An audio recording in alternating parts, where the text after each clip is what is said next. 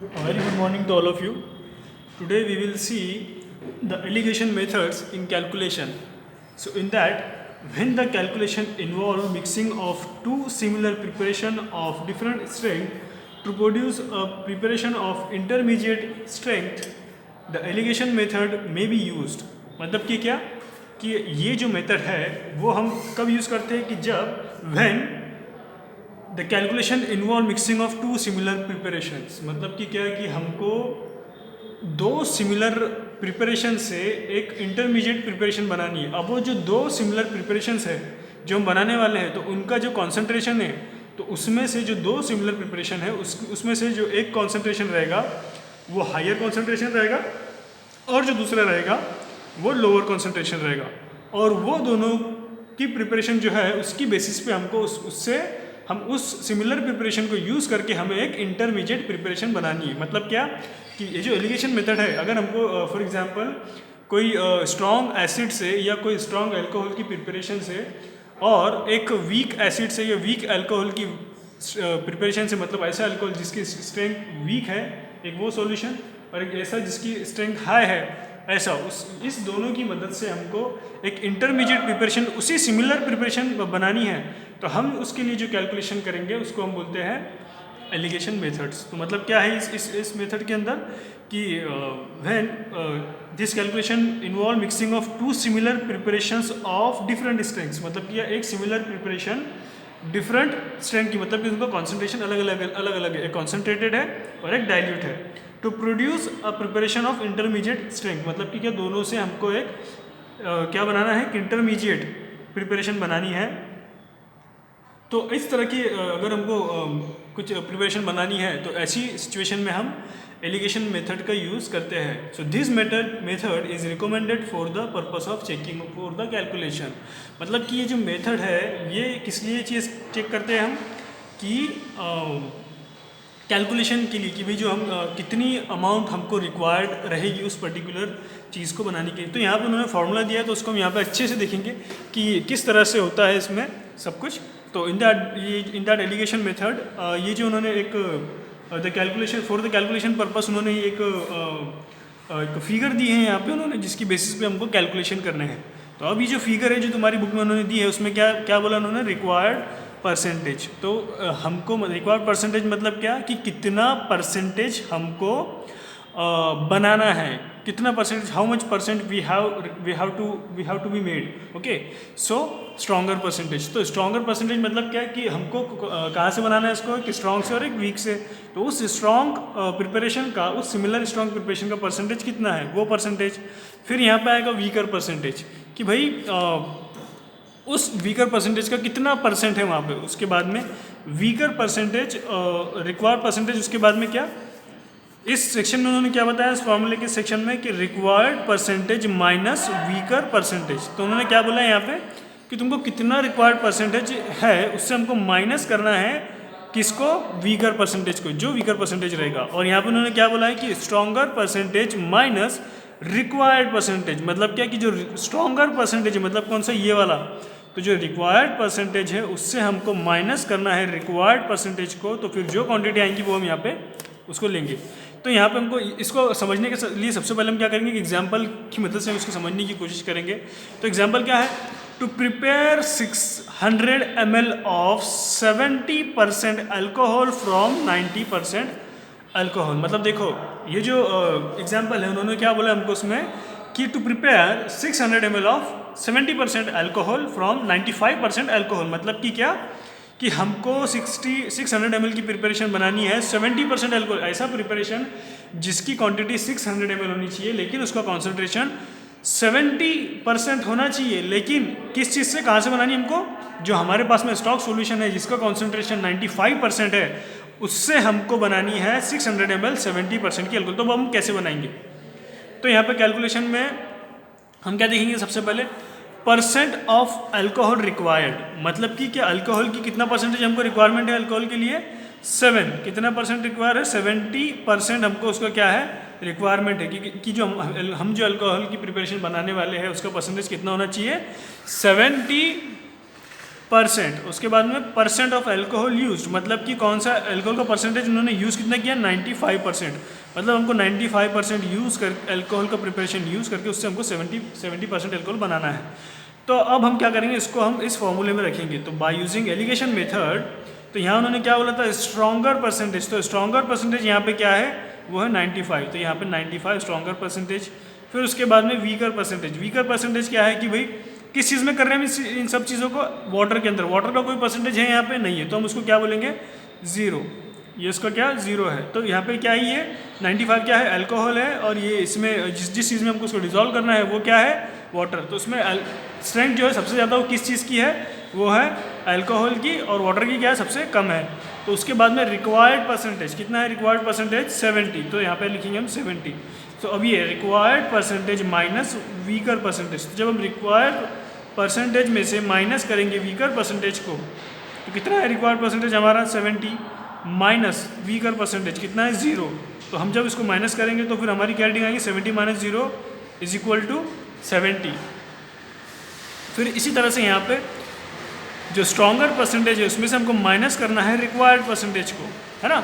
तो यहाँ पे स्ट्रॉन्गर परसेंटेज कितना है, अल्कोहल 95% है, उसको माइनस करेंगे 70 से, यानी कि रिक्वायर्ड परसेंटेज से, तो कितनी अमाउंट आ रही है वहाँ पे 25।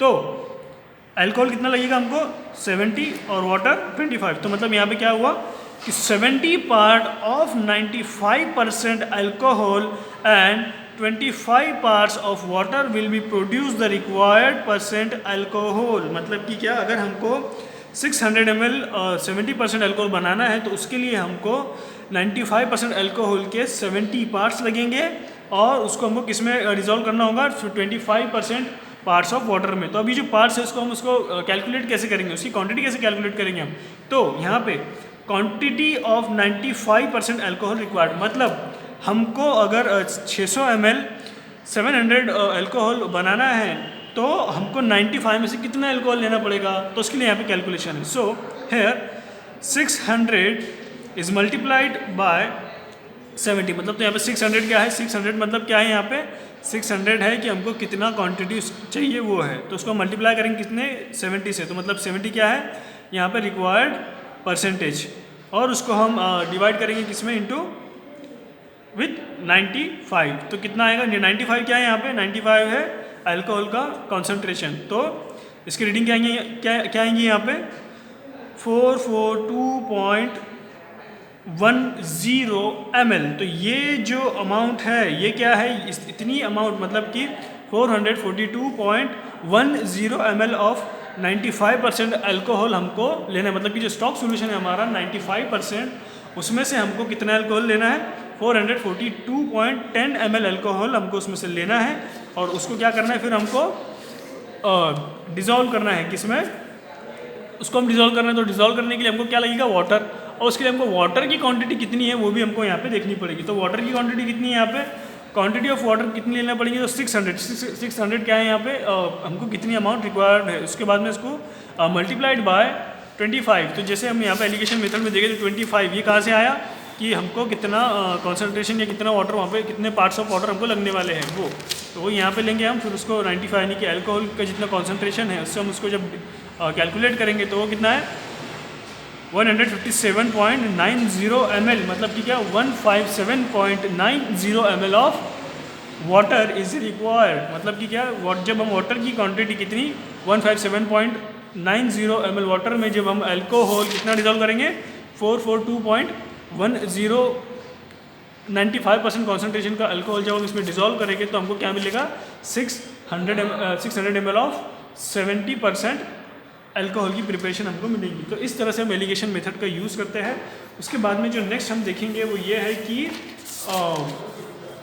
Isotonic solution. सो आइसोटोनिक सॉल्यूशन क्या होते हैं वो यहाँ पे देखेंगे कि भाई isotonic solution means what. So here when a concentrated aqueous solution of a substance is placed in contact with water, due to the diffusion of the solute, it moves from regions of higher concentration to the regions of lower concentration,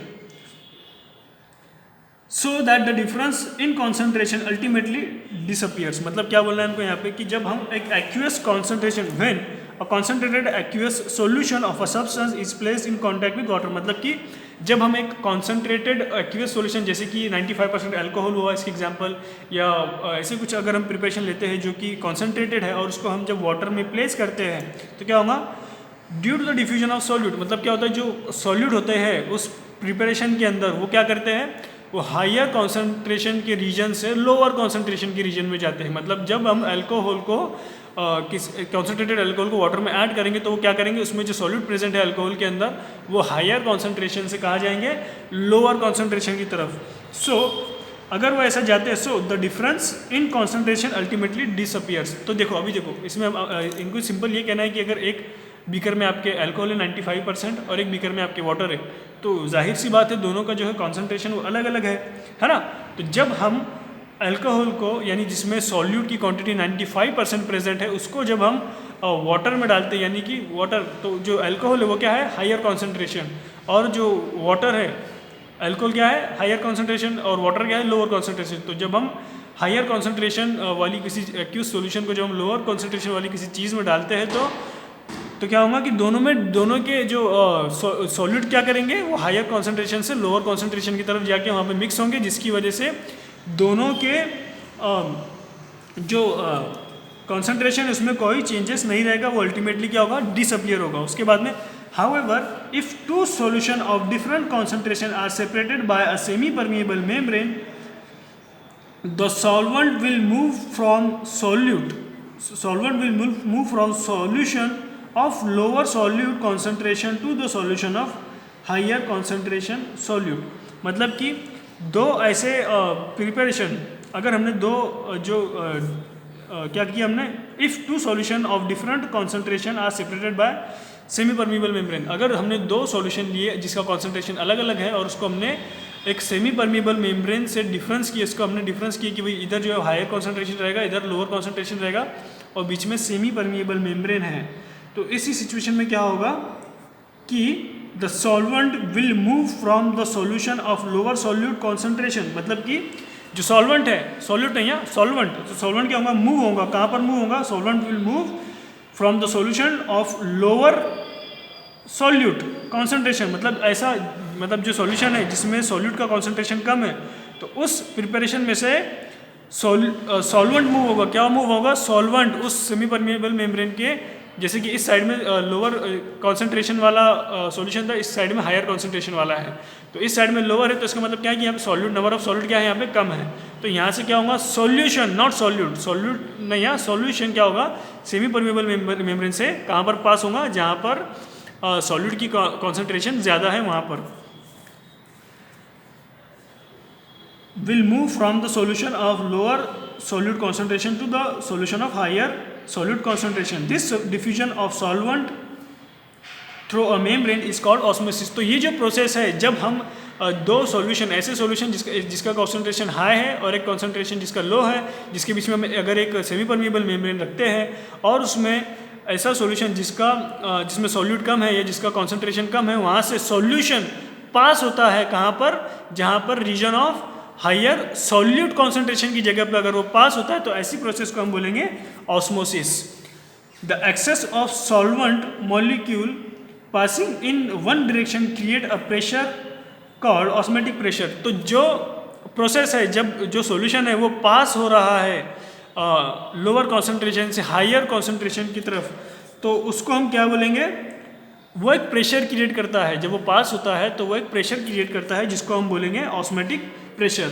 so osmotic pressure is directly proportional to the number of solute unit, it is also proportional to the gram molecule concentration. मतलब वो जो concentration है वो किस चीज़ के ऊपर depend है कि वहाँ पर how much solute is present, कि वहाँ पर कितनी क्वांटिटी सॉल्यूट की प्रेजेंट है, उस बेसिस पे वो क्या वो जो उसका प्रेशर है वो डिपेंड होता है कि how much solute present in that particular solution।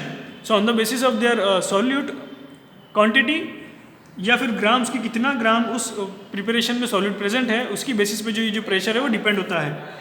उसके बाद में क्या, the membrane which allows solvent molecule to pass through but resist the passage of dissolve substance are called semi permeable membrane.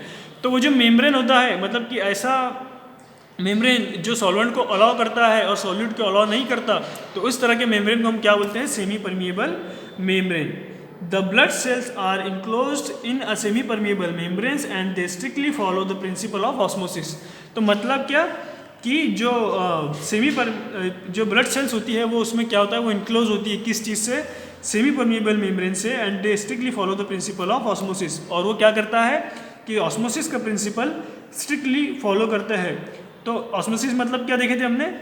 Diffusion of solvent through the membrane is called osmosis. मतलब क्या? Diffusion of solvent through the membrane, इसको हम बोलते हैं osmosis. और जो हमारी जो ब्लड वेसल्स है वो इस तरह के प्रिंसिपल को क्या करती है? स्ट्रिक्टली फॉलो करती है। So next, solution having the same osmotic pressure are called isoosmotic. मतलब कि ऐसे दो सॉल्यूशन जिसका जो ऑस्मोटिक प्रेशर है वो सिमिलर है, मतलब कि दोनों की तरफ क्या है? क्वांटिटी सॉल्यूट की क्या है? सिमिलर है। तो अगर वो क्वांटिटी सिमिलर है तो इसकी वजह से क्या होगा? दोनों का प्रेशर भी क्या रहेगा?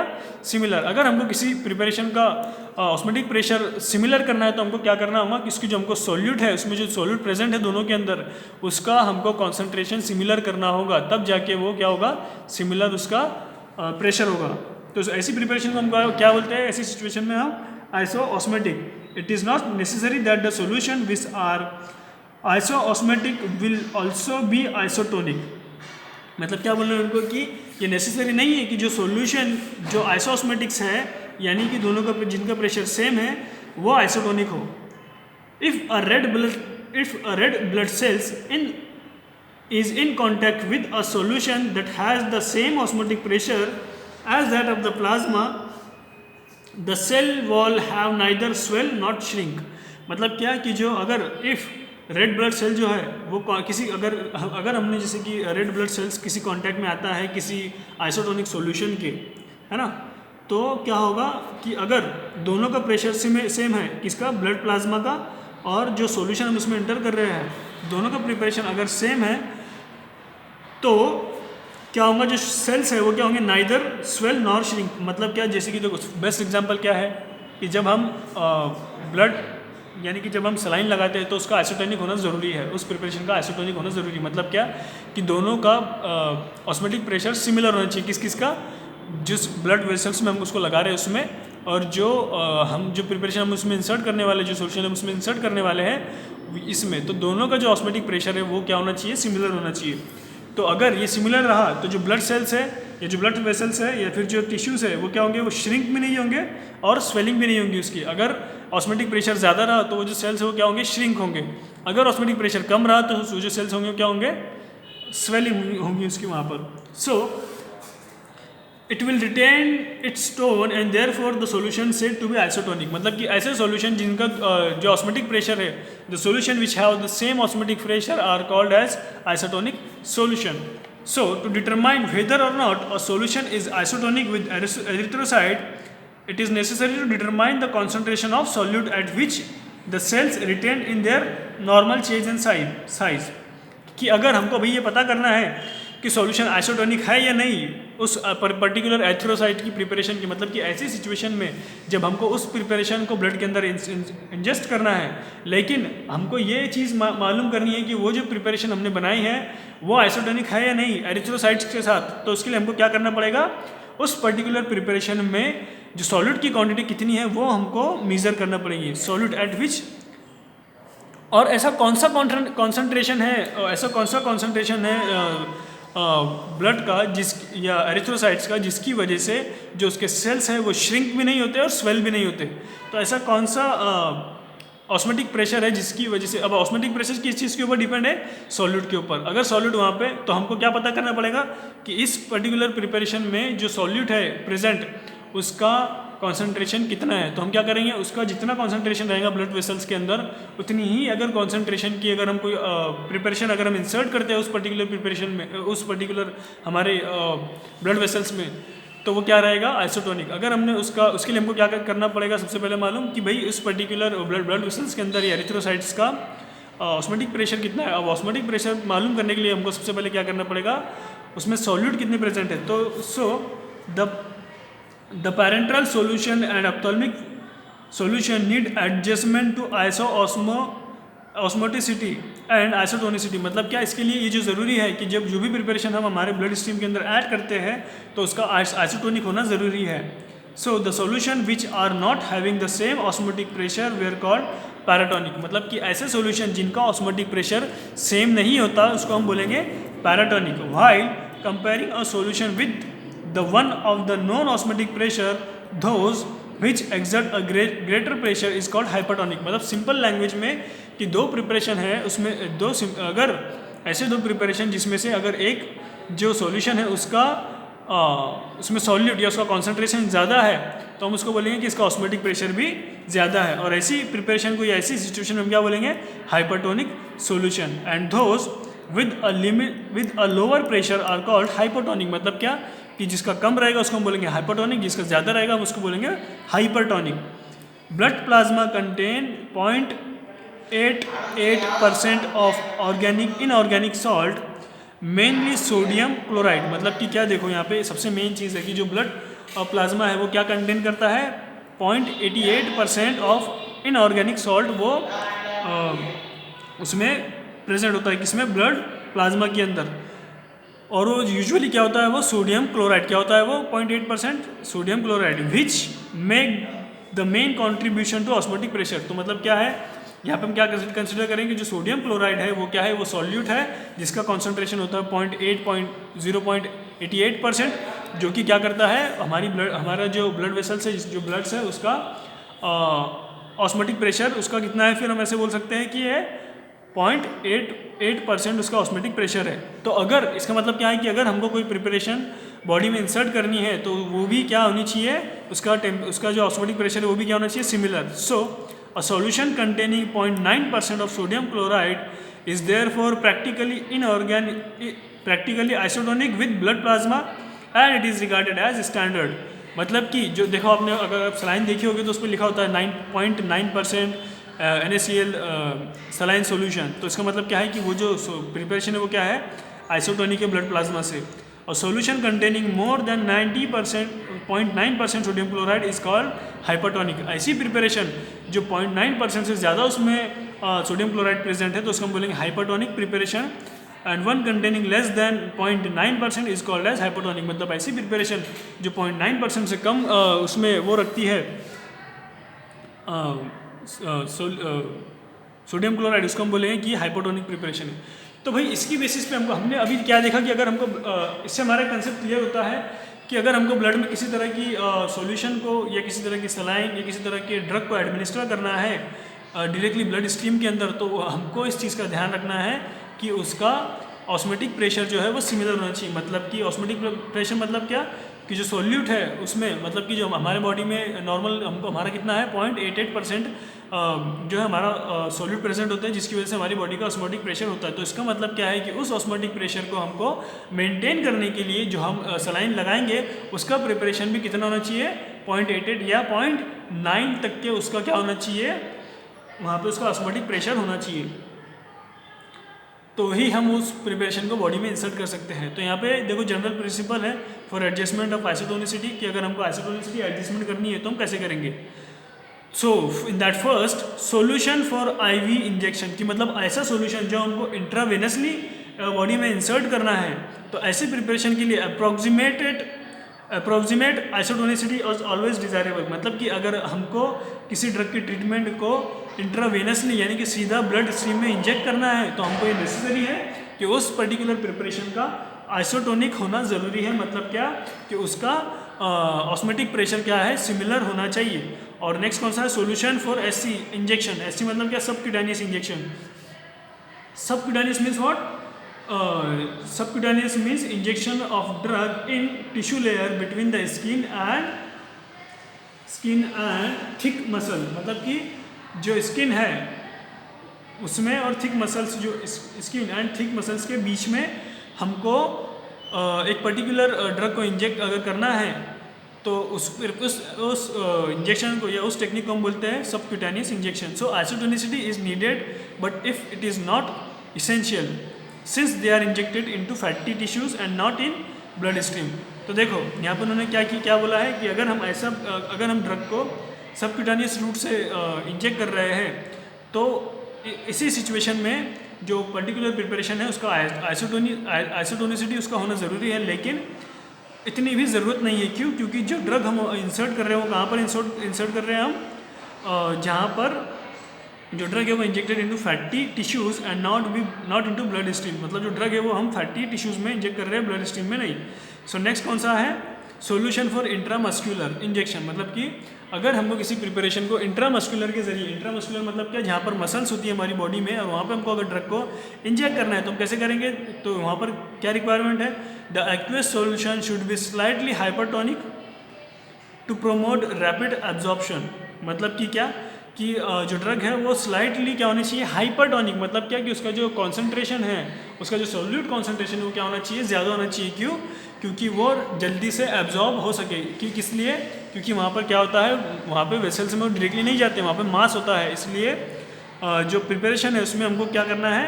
उसको slightly hypertonic in the case of intramuscular. Next कौन सा है? इंट्राक्यूटेनियस इंजेक्शन। सो इंट्राक्यूटेनियस इंजेक्शन के लिए हमको क्या करना है?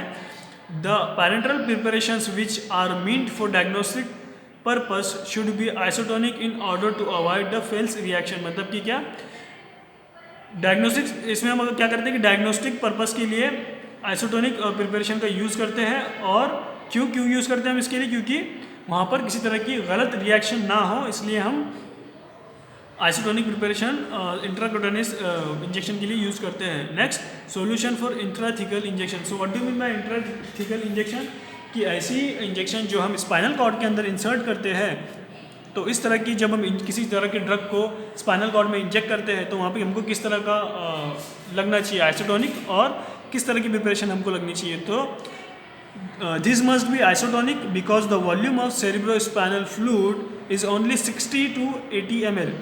तो यहाँ पे क्या बोल रहे हो कि जो सोल्यूशन है वो कैसे होना चाहिए? वो आइसोटोनिक होना चाहिए। क्यों? क्योंकि जो सेरिब्रोस्पाइनल फ्लूइड का जो वॉल्यूम है वो कितना होता है? सिर्फ 60 to 80 ml. Hence, a small volume of paratonic solution will disturb the osmotic pressure and may cause vomiting and other side effects. मतलब कि अगर हमने यहाँ पे पैराटोनिक सोल्यूशन दिया, पैराटोनिक मतलब क्या? दोनों का जिसका प्रेशर सिमिलर होता है, तो अगर हमने ऐसा सोल्यूशन दिया तो वहाँ पे क्या होगा कि ऑस्मोटिक प्रेशर क्या होगा? उसकी वजह से डिस्टर्ब होगा और उसकी वजह से हमको वॉमिटिंग होगी और अदर साइड इफेक्ट हमको वहाँ पर देखने को मिलेंगे। तो इसलिए जो सोल्यूशन है वो कैसे होना चाहिए? Isotonic. Next, solution use for nasal drops. ऐसे सोल्यूशन जो हमको नेसल ड्रॉप्स मतलब कि जो नोस्ट्रिल्स के जरिए हमारी बॉडी में हमको इंसर्ट करने हैं, अगर हम ऐसे प्रिपरेशन यूज़ करते हैं तो वहाँ पे isotonicity is needed since paratonic solution में कॉज इरिटेशन। मतलब कि क्या, अगर हमको नोज़ के थ्रू कोई ड्रग इंजेक्ट करना है या फिर नोज़ के थ्रू कोई ड्रॉप्स हमको हमारी बॉडी में इंजेक्ट करना है तो उसको आइसोटोनिसिटी उसका ज़रूरी है, मतलब उसको आइसोटोनिक होना ज़रूरी है। अगर वो आइसोटोनिक नहीं रहा, अगर वो पैराटोनिक रहा तो क्या होगा? उसकी वजह से हमको वहाँ पर इरिटेशन होगी। और नेक्स्ट क्या है फिर कि अगर solution used as eye drops and eye lotions, तो भाई ऐसे प्रिपरेशन जो हम आई ड्रॉप एज यूज़ करते हैं कैसे? एज आई ड्रॉप्स और eyes lotion. So eyes lotion should be isotonic with lacrimal secretion. मतलब कि क्या है कि वो जो प्रिपरेशन है वो कैसे होनी चाहिए? Isotonic with lacrimal secretion. Lacrimal secretion means what do mean by lacrimal secretion? तो लैक्रिमल सिक्रेशन मीन्स वो जो वहाँ पर जो सिक्रेशन होती है हमारे फ्लूइड्स, सिक्रेशन ऑफ फ्लूइड्स की जो सिक्रेशन होती है हमारे आइज के अंदर, उसको बोलते हैं lacrimal secretion. So since a large volume is brought in contact with I, तो क्या होता है कि लैक्रिमल सिक्रेशन का होना क्यों जरूरी? क्योंकि large volume is brought in contact with eye drops may not be isotonic because only a small volume is used which is quickly get diluted with the lacrimal secretion. मतलब कि क्या, देखो अगर लोशन है तो लोशन की situation में हमको कौन सा सोल्यूशन यूज़ करना है? आइसोटोनिक। लेकिन अगर आई ड्रॉप्स है तो शुड नॉट बी आइसोटोनिक। मतलब कि क्या, अगर वो आई ड्रॉप है तो वहाँ पर हमको आइसोटोनिक सोल्यूशन यूज़ नहीं करना है because only a small volume is used. मतलब क्या कि वहाँ पर हम सिर्फ एक या दो ड्रॉप उस पर्टिकुलर प्रिपरेशन के या फिर आई ड्रॉप्स की यूज़ करते हैं, जिसकी वजह से क्या होता है कि वो क्विकली हमारे आइज़ में डाइल्यूट हो जाता है बाय द लैक्रिमल सिक्रेशन। मतलब कि जो हमारी आई से जो सिक्रेशन होता है उसमें वो जो 2-3 ड्रॉप है वो इजीली क्या होती है? डिजॉल्व हो जाती है। तो उसका आइसोटोनिक होना ज़रूरी नहीं है। लेकिन जो लोशंस है, आई लोशंस, वहाँ पर क्या है कि उस पर्टिकुलर प्रिपरेशन का जो है वो आइसोटोनिक होना ज़रूरी है, क्योंकि उसमें जो क्वांटिटी है वो प्रिपरेशन जो हम ज़्यादा अप्लाई करते हैं और उसमें जो है वो लैक्रिमल सिक्रेशन के साथ में अच्छी तरीके से डिज़ोल्व होनी चाहिए। तो ये डिज़ोल्व अच्छी तरीके से हो इसलिए हम क्या करते हैं कि उसको हम यहाँ पर एसीटोनिक प्रिपरेशन यूज़ करते हैं। Next we will see calculation for solutions isoosmotic isotonic with blood and tears. So we will discuss in next lecture. Thank you.